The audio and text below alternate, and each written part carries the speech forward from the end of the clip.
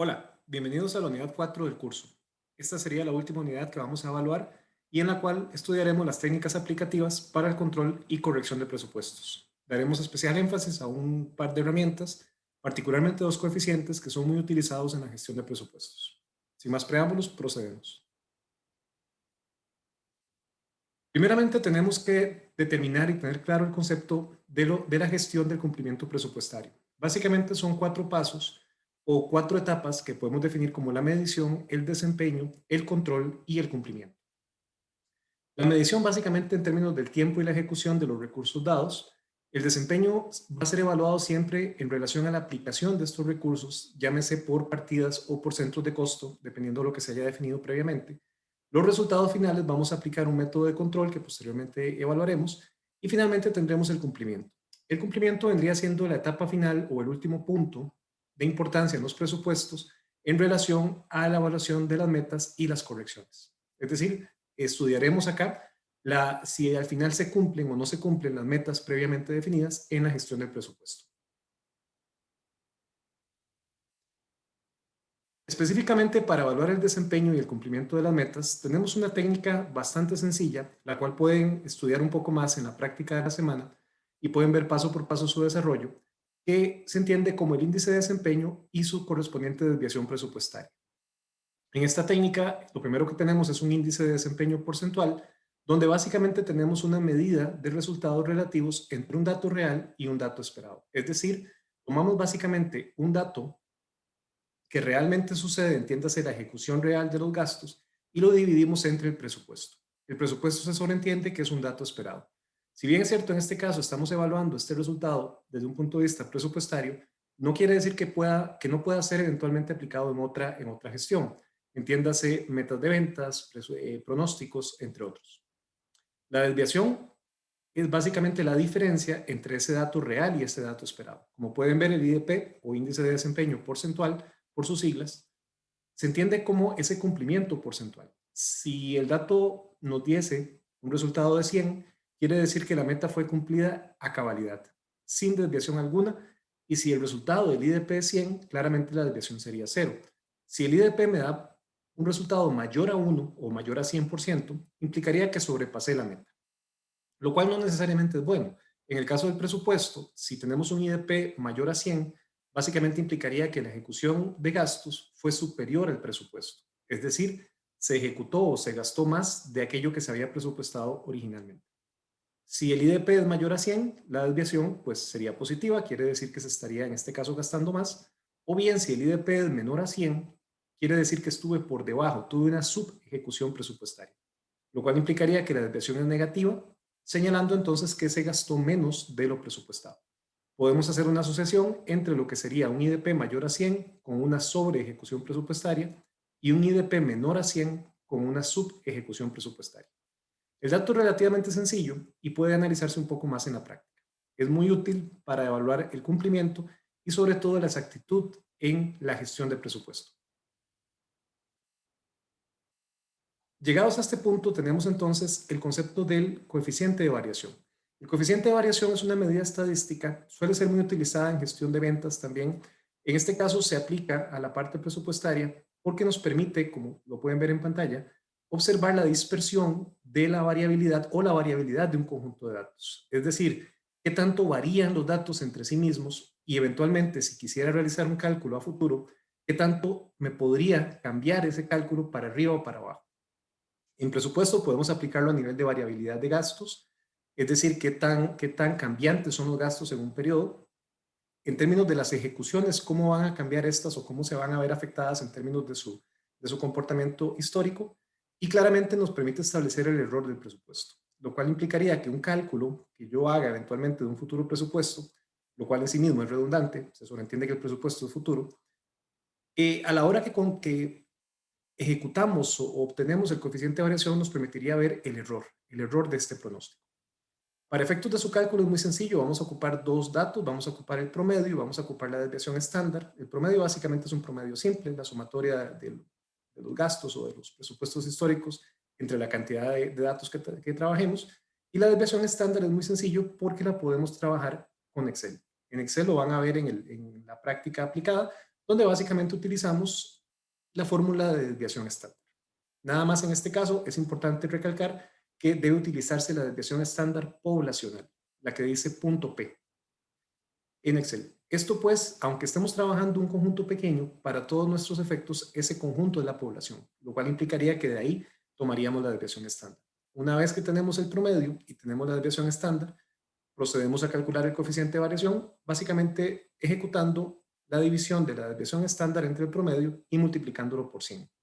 Su resultado me va a indicar el error, la variabilidad o la dispersión de los datos históricos que estoy trabajando, lo cual me permitiría a cálculos futuros definir cuánto para arriba o cuánto para abajo en ese porcentaje pudiese variar mi ejecución presupuestaria o bien mis cálculos presupuestarios en cuestión.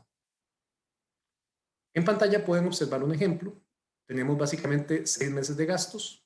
Es muy importante que estos datos estén estandarizados, es decir, que comparemos mes a mes, semana a semana, bimestre a bimestre, pero que no comparemos periodos desiguales, porque claramente estaríamos variando la base y eso me daría un dato con un sesgo estadístico. Pueden observar a la derecha de arriba, se hace una sumatoria, se trabaja con 6 datos, se obtiene un promedio, que no es otra cosa que dividir la sumatoria, los 35.570 entre 6, y obtenemos el promedio. La desviación estándar en este caso la calculamos con una fórmula de Excel, que básicamente se busca en fórmulas, desviación estándar poblacional, marcamos los 6 datos en cuestión de los gastos y obtenemos la desviación estándar. Con los dos datos obtenidos, dividimos la desviación estándar entre el promedio, multiplicamos por 100 y pueden observar que el coeficiente de variación presupuestario en este caso es de 3.27%. Es importante señalar que este coeficiente de variación, CV, se estipula siempre en porcentaje, porque me permite precisamente determinar cuánto para arriba o cuánto para abajo porcentualmente variaría mi presupuesto. Es decir, si mi presupuesto es X dato, va a ser X dato por 1 más 3.27 o por 1 menos 3.27, obteniendo así el rango presupuestario con el cual trabajaríamos. La fórmula del promedio también pueden verla en Excel o pueden hacerla como lo hicimos acá, que es sumando los gastos, en este caso, entre el total de datos. La otra herramienta que tenemos es un poco más compleja, pero es sumamente poderosa. Realmente es una herramienta que se utiliza mucho en gestión de negocios, no solamente en presupuesto, pero particularmente en presupuesto tiene mucha relevancia cuando queremos analizar qué tanto influye una variable X en relación al presupuesto. En esencia, el coeficiente de correlación, como su nombre lo indica, establece o determina la correlación que hay entre una variable independiente, que sería la X, y una dependiente, que sería la Y. Para efectos del presupuesto, la variable dependiente siempre sería el presupuesto. La X puede ser horas extras, cantidad de personas, cantidad de comisiones, en fin, cualquier variable que ustedes consideren necesaria para determinar cuál es su afectación en el presupuesto tal cual. La medida de correlación, ya vamos a ver cómo se calcula, me va a dar 5 posibles resultados. Si me da 0, quiere decir que la variable X no influye en la Y. Si me diera un dato extremo, 1, quiere decir que la relación es directa perfecta, lo cual implicaría que si la X sube, la Y sube en igual proporción, o bien si la X baja, la Y también bajaría en igual proporción, y si me diese menos 1, que sería el otro extremo, la relación es inversa, implicando que las variables se mueven en direcciones diferentes en la misma proporción. Es decir, si la X sube, la Y bajaría, es decir, se mueven al revés. Difícilmente me va a dar los extremos, casi siempre me va a dar un resultado mayor a 0, pero menor a 1, o menor a 0, pero mayor a menos 1, lo cual implicaría entonces, si es positivo, que es una relación directa, pero no en la misma magnitud, y si es menor a 0, es inversa, pero no en la misma magnitud. Cuando tenemos magnitud, estaríamos hablando de qué tanto influye porcentualmente la variable X a la variable Y. Para obtener esa magnitud es muy sencillo, se toma el coeficiente de correlación que calculamos, ya vamos a ver cómo se calcula, y lo elevamos al cuadrado. Multiplicamos por 100 y eso me daría el porcentaje de influencia de la variable independiente sobre la dependiente. Podemos utilizarlo a nivel de presupuesto para determinar insumos, determinar variables, determinar alguna variable en particular que me esté afectando el presupuesto y qué tanto me va a afectar. Me permite también evaluar un control de gastos, es decir, qué tanto me afecta una determinada gestión el presupuesto original. Vamos a ocupar la varianza, la desviación estándar, la covarianza y los promedios. Vamos a analizar un poco más a fondo estas fórmulas, que son fórmulas estadísticas básicas, pero igual vamos a retomarlas. Tenemos acá el concepto de el coeficiente de correlación. El coeficiente de correlación, como lo pueden ver a la izquierda, no es otra cosa que RXY. R se entiende como el coeficiente de correlación, XY son las dos variables. Vamos a tener básicamente la covarianza dividida entre la multiplicación de las desviaciones estándar. A la derecha tienen ustedes las fórmulas específicas, igual pueden verlas con más detalle en la práctica de la semana. En el Excel de la semana van a poder ver el desarrollo paso por paso de del ejercicio que vamos a ver. Obsérvese que la covarianza multiplica las diferencias de X menos su promedio por Y menos su promedio. Es decir, cada dato menos su promedio multiplica y divide entre la cantidad de datos que estamos trabajando. Tendríamos después las desviaciones estándar, que no es otra cosa que la raíz cuadrada de las varianzas, tanto de X como de Y. Y las varianzas, pues, básicamente tendríamos la sumatoria de las diferencias de cada dato X menos su promedio elevado al cuadrado, lo mismo para Y, ambas divididas entre la cantidad de datos. Esto realmente es muy sencillo de aplicar una vez que lo vemos ya en un ejemplo. Seguidamente veremos un ejemplo, el cual, repito, pueden verlo en el Excel de la semana.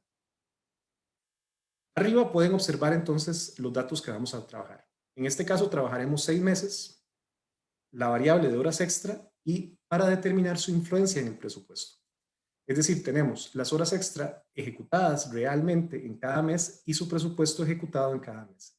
Y queremos determinar si las horas extra influyen y qué tanto influyen, primero la forma y después qué tanto influyen en el presupuesto. Definimos la variable dependiente siempre, en este caso como el presupuesto, y la independiente como las horas extra, por lo menos desde el punto de vista de gestión presupuestaria. Obtenemos la sumatoria, obtenemos los promedios, como pueden ver, y procedemos a determinar los factores que vamos a ocupar para el cálculo del coeficiente. Iniciamos con la diferencia de cada X menos su promedio. Es decir, tomamos cada uno de los X, entiéndase 98, menos el promedio, 98.17, y repetimos ese proceso para cada uno de ellos. Hacemos lo mismo con la Y en relación a su promedio. Nótese que si se suman las diferencias de cada dato menos su promedio, tiene que dar 0. Este es un buen indicador para saber que vamos bien encaminados en el cálculo. Tenemos esos datos, procedemos a elevarlos al cuadrado, tanto el X menos X promedio como el Y menos Y promedio. Y finalmente vamos a ocupar la multiplicación de X menos X promedio por Y menos Y promedio, donde multiplicamos precisamente esos datos. Es decir, el 40 que ven arriba a la derecha se obtiene de menos 0.17 por menos 242.50. Y repetimos ese procedimiento para cada uno de ellos. Al final tendríamos las sumatorias, que son los datos que en esencia estaríamos utilizando. Completada la tabla, podemos proceder con el cálculo de la covarianza. La covarianza tomaríamos entonces el 24.905 y lo dividimos entre 6, que en este caso es el conjunto de datos. Las varianzas, que son el dato puente que vamos a ocupar para las desviaciones estándar, lo tomaríamos de la sumatoria de cada dato menos su promedio, entiéndase X menos X promedio al cuadrado y Y menos Y promedio al cuadrado, cada uno independiente, y lo dividimos entre 6. Por ejemplo, pueden ver el 76.47 saldría de 458.83 entre 6. Para Y hacemos lo mismo con su correspondiente sumatoria y lo dividimos entre 6. Una vez que tenemos estos dos datos, podemos proceder a la obtención de las desviaciones estándar.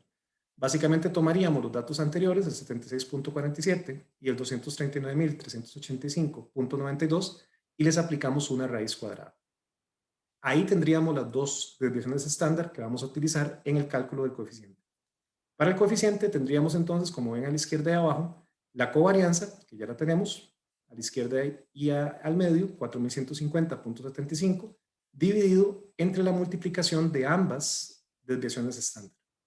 8.74 por 489.27.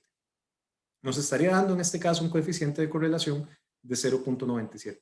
Muy cercano a 1, implicaría que hay una relación directa, es decir, a medida que las horas extra suben, el presupuesto sube, a medida que las horas extra bajan, el presupuesto también bajaría. Una relación directa y bastante fuerte. Sin embargo, el punto 97 no me dice en cuánto específicamente, porcentualmente, influyen las horas extras en el presupuesto. Tomamos el punto 97, lo elevamos al cuadrado y lo multiplicamos por 100 y me daría un 94%, implicando así que la relación es bastante fuerte, bastante cercana a 1, y un incremento en las horas extra claramente me afectaría de manera muy fuerte, de manera muy directa, el presupuesto. Este mismo ejemplo lo pueden consultar y lo pueden ver paso por paso en la práctica de Excel. Un tip adicional, el coeficiente de correlación, entiendas el punto 97, se puede sacar con fórmula directa en Excel. En la práctica también lo pueden ver. Buscan la fórmula Pearson y van a pedir dos rangos de datos. El primer rango serían todas las X sin el total y sin el promedio, en este caso desde 98 hasta 110, y el segundo rango serían las Y, de 7.950 hasta 8.950. Le dan aceptar y el Excel les calcula el punto 97. Solamente quedaría entonces en ese caso elevarlo al cuadrado para determinar la magnitud. Es una buena manera también de hacerlo un poco más rápido.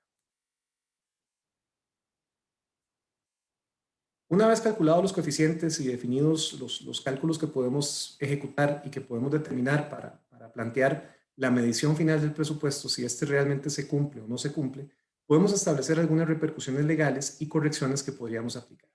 En la izquierda tendríamos básicamente las correcciones. Determinando el coeficiente de variación o el coeficiente de correlación, podemos determinar ajustes o plantear ajustes al presupuesto, sobre todo no tanto en la marcha, sino para futuras ejecuciones. Podemos estipular ese cambio, ese coeficiente de variación, como una herramienta porcentual que me permita entonces determinar hasta qué punto puede cambiar el presupuesto. Puede ser especialmente aplicable para coeficientes futuros.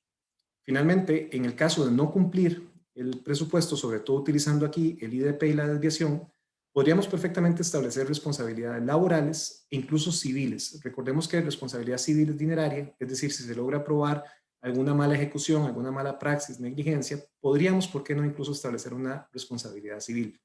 O bien, en el caso que se pruebe lo que hablábamos en unidades anteriores, el dolo, es decir, la mala intención de causar un hecho dañoso a la institución, podría incluso, ¿por qué no?, haber una repercusión legal. Aquí toma especial relevancia el cálculo del IDP y la desviación, puesto que me permite establecer qué tanto me quedé por debajo o qué tanto me pasé de la ejecución presupuestaria, permitiendo entonces establecer una meta, tomar decisiones y llegar a determinar si este presupuesto se cumple o no se cumple. De esta manera estaríamos terminando entonces la unidad 4 del curso. Esperando haya sido de mucho provecho. Muchísimas gracias.